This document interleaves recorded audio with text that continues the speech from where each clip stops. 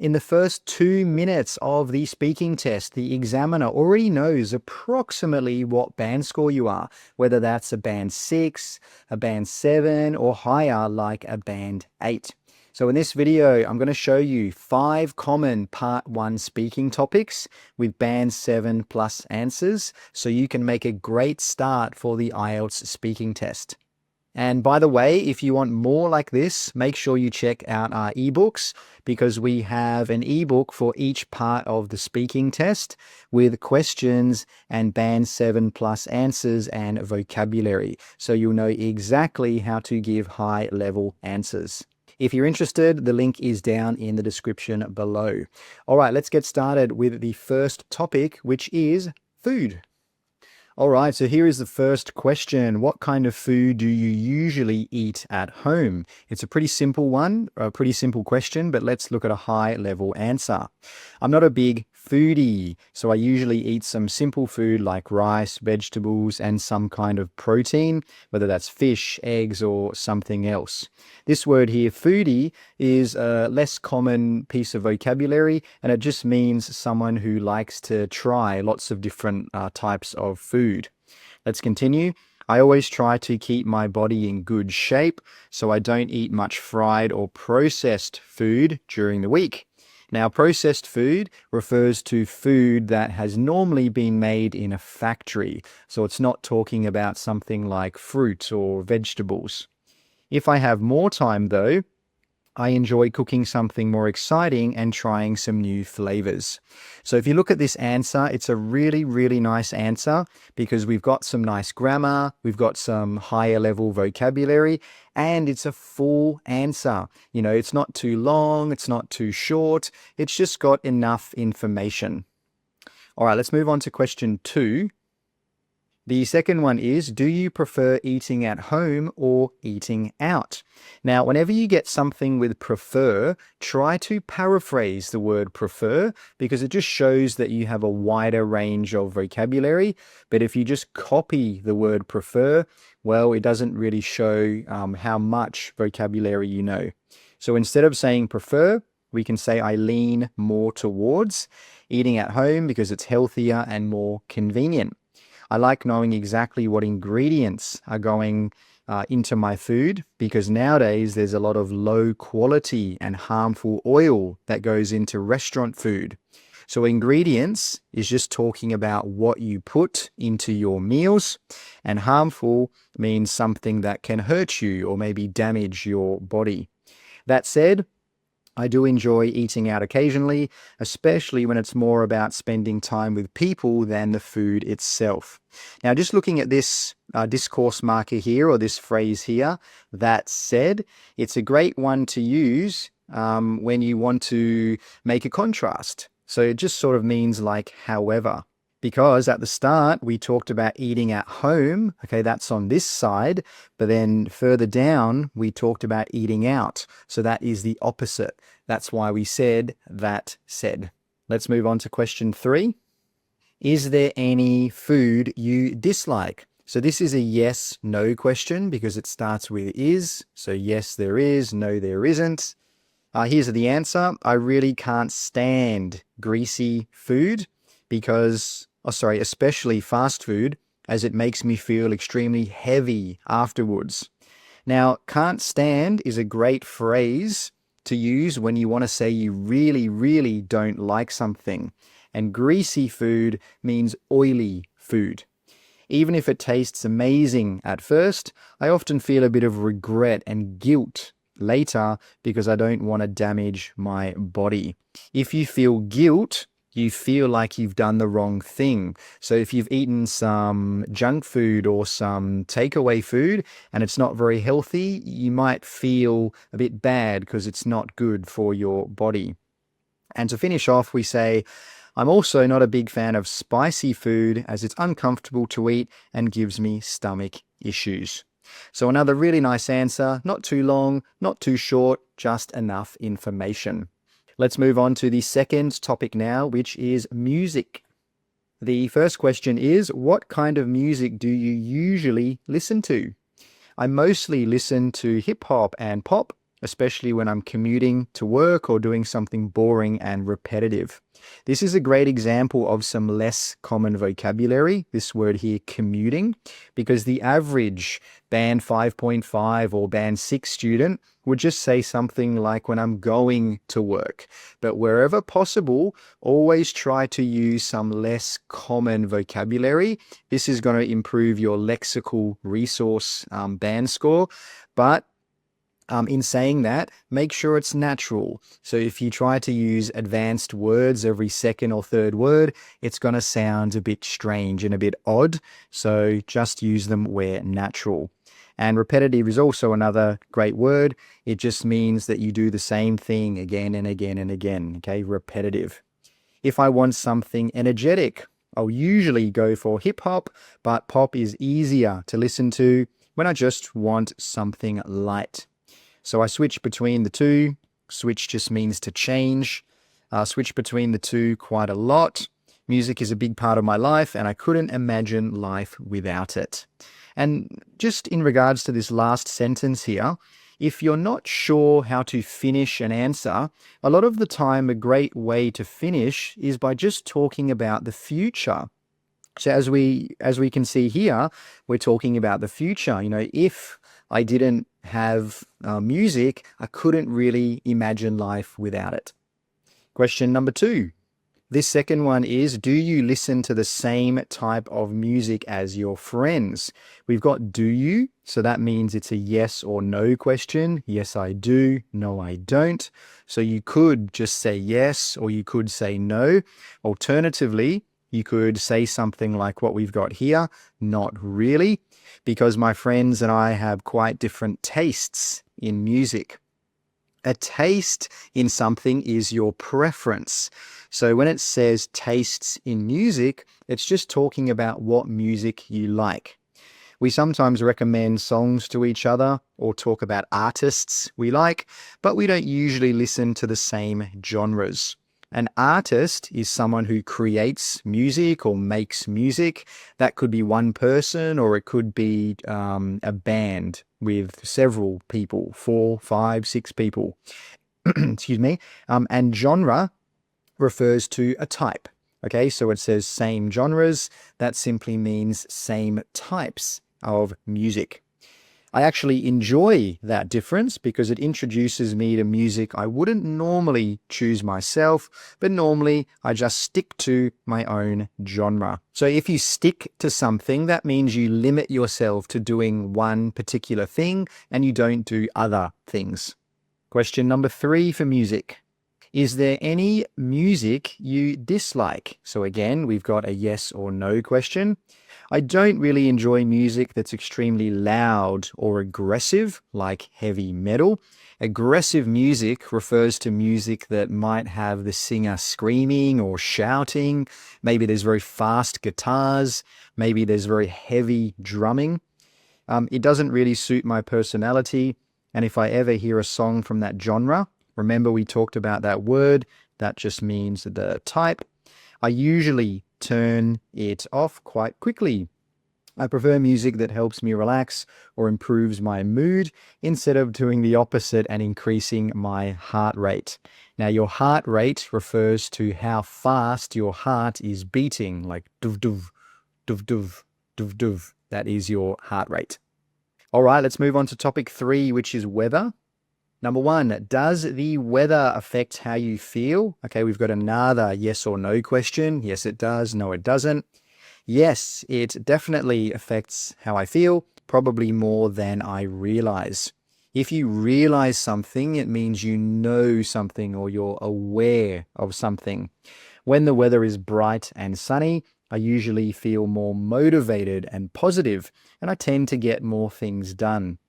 Now, if you're motivated, that means you have energy to do something and you want to do something. So for you watching at home right now, you are probably feeling motivated to get a good IELTS score. And then this one here, tend to, that means normally. So I tend to get up quite early. I normally get up quite early. On the other hand, this is an example of a discourse marker, which is very important if you want to get a high band score for fluency in speaking. A discourse marker, let me just write it up here. Discourse marker. That is a word, sorry, that should be a D. That is a word or a phrase that tells the listener what's coming next.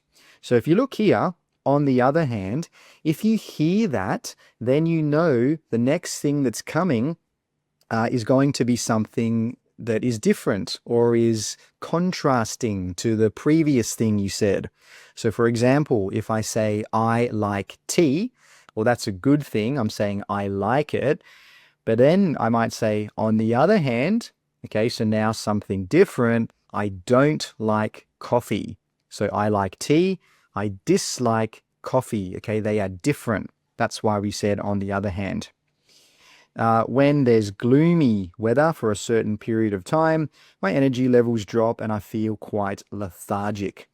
Gloomy weather refers to weather that makes you feel not in a very good mood. So for example, if you look outside and it's very gray and cloudy and wet, that's what you could say is gloomy weather, because it makes you feel, well, not always, but sometimes it might make you feel not very good, and it doesn't really give you energy to want to do things. And finally, this last word, great word here, lethargic. Lethargic simply means you feel like you don't have much energy and you don't really want to do anything. Question number 2. Would you prefer to live in a very wet or very dry place? Okay, again, we've got a preference question. I'd probably prefer to live in a dry place, even though very dry climates can have their own issues. Now look at this word climate. What is the difference between weather and climate? Well, the answer is weather is normally talking about short term, so 1 hour, 1 day. So let me write that, short. But climate normally refers to long term, maybe 2 months, 3 months, maybe even longer, maybe even 1 year. Okay, so weather is for short periods, and then climate refers to longer periods of time. If it's constantly raining, constantly means again and again and again, it can become frustrating and affect my everyday routine. Now, frustrating means it makes you feel a bit annoyed, maybe a little bit angry, especially because I try to spend a large amount of my free time outdoors. So overall, I think a dry environment would be easier to deal with. To deal with simply means, sorry, let me put that back to my pen. To deal with means to manage or to handle something. Now, just looking here where we say so overall, this is okay in IELTS speaking. Sometimes if you want to give a summary of what you said at the end, you can simply say so overall and then give a quick summary. But I wouldn't recommend doing this all the time because it doesn't really add anything new to your answer. Question number 3. What's the weather like in your country? Well, the weather really changes depending on the season and where you are. We have all 4 seasons, but summers can be scorching. Okay, scorching just means really, really hot, especially in the middle of the country, while winters are generally mild if you compare them to European countries. Now, mild means not strong. And just quickly, looking at this, we've talked about the 4 seasons, okay? And then you can see that we've talked about summers, and then we've talked about winters. And then next, we're going to talk about the other 2 seasons. And this is just a great example of that if you say something, don't just stop in IELTS speaking. Always give more information. So you've talked about the 4 seasons. We'll just give a little bit more information about each one. Summer, winter, spring, and autumn. And here we go. Spring and autumn have the best weather because they're not too hot and not too cold. Moving on to topic 4, which is reading. Question number 1, is reading popular in your country? Yes or no question. Yes, I'd say reading is still fairly popular, but the way people read has definitely changed dramatically. Now, look at this word here, dramatically. Most students would just say something like, it has changed a lot. But this is very basic language. And if you're aiming for a high band score in your lexical resource, you need to use more, less common vocabulary. And dramatically is a great example of that. In Australia, this is good as well because we're giving an example. A lot of people now read online rather than sitting down with physical books. A physical book is something that you can actually touch, especially younger people. So while reading hasn't completely disappeared, it looks very different to the past. And note here this word so. It's a very common word, obviously, and it's completely fine to use in speaking. However, if you are writing, you would not use the word so, because so is for speaking only. But if you are writing in the IELTS writing test, you would not use so. Okay, so is only for the speaking test. Question number 2. What kind of things do you like to read? I usually go for non-fiction. Non-fiction means something that is true. Okay, it's not something that has been created.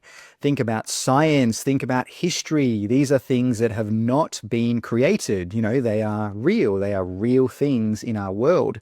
However, think about Harry Potter.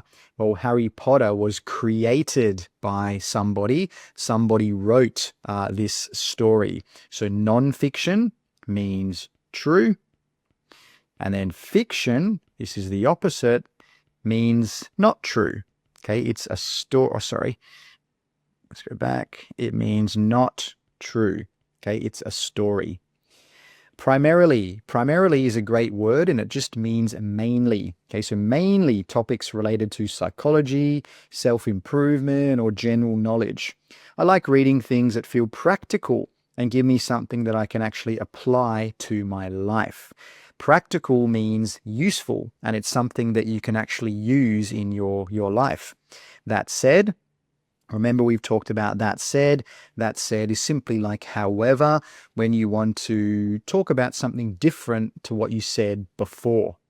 I read novels occasionally. A novel is a story or a book that's not true. So for example, Harry Potter, okay, it's not a real story. It didn't really happen. Occasionally when I want to relax, switch off and float off into an imaginary world. If you float off, that sort of just means you relax and you just don't really think about anything. Moving to question 3. Do you prefer reading real books or online? Online because it's more convenient and doesn't require physical books, which can obviously be heavy. The word obviously is a great word, and we use it to say something that the other person probably already knows. Also, look at this word here, which is a great way to improve your grammar score because it shows the examiner you can use complex sentences, and that is a requirement for getting a band 7 in your grammatical range and accuracy. So wherever possible, always try to make your sentences a bit longer, if natural, of course. And one way you can do that is using which, and it allows you to give more information and just make your answers a bit more full. Regarding, okay, regarding simply means about, and this is a great word you can use to change the topic. So regarding the convenience, so now we're moving on to the convenience. What I mean is, I can read on my phone whenever I have some free time. What I mean is another example of a discourse marker, because if you hear this, you know that the speaker is going to explain something. So that is a discourse marker. I can read on my phone whenever I have some free time. However, another good discourse marker, when I really want to concentrate or focus, I still prefer a physical book because it feels less distracting and I enjoy the tactile feel. If something is distracting, it tries to take away your focus on something. And tactile refers to being able to touch something, the feeling of touch. So the tactile feel simply means that you can actually touch the book. Let's move on to topic 5, which is weekends. Question 1, is the weekend your favorite part of the week? Another yes or no question. Yes, I'd say it definitely is, mainly because it's the only time when I can properly slow down. During the week, everything is quite structured. Structured means planned. So for example, 8 o'clock, wake up. 8:30, go to the gym. 9:30, go to work. Okay, this is a structure around work and responsibilities. So there's always a sense of pressure and a lot of things to do. At the weekend, there's nothing I specifically have to do, which makes me feel much more relaxed overall. If something is specific, it means you're talking about a particular thing. But here we're saying there's nothing specific that we have to do, so there's nothing that we have to do. Question number 2. Do you ever work or study on the weekends? Unfortunately, yes. This is a great example of a nice little grammar structure here. We have an adverb, then we have a pause, and then we give more information. Okay, unfortunately, yes, I have to work. Or you could swap that around and you could say fortunately. So that is a good thing. I don't have to work. Another word you could use instead of unfortunately in this sort of situation is sadly. So you could say sadly, yeah, I do have to work on the weekend. Sometimes I have to, especially if I have deadlines. Okay, deadline means a date where something has to be completed before that date, or something like a work task from the week. I try to keep it to a minimum. A minimum means the lowest amount or number possible, because working too much at the weekend makes me feel burnt out. If you feel burnt out, it means you don't have any energy left. Maybe you can't focus, you can't concentrate, you've just got no energy, no focus left. And doesn't give me much work-life balance. So there's another example of so. I usually do small tasks and leave the remainder for the weekdays. Remainder is a great word. It refers to what is left. So we're saying remainder, that means the other tasks that we have not completed, because we said the small tasks up here, but then the other tasks we have not finished, they are the remainder. Question 3. What did you do last weekend? Good question. Give me a second. This is a great example of what you can say if you get a question and you just can't remember or you can't think about the answer straight away.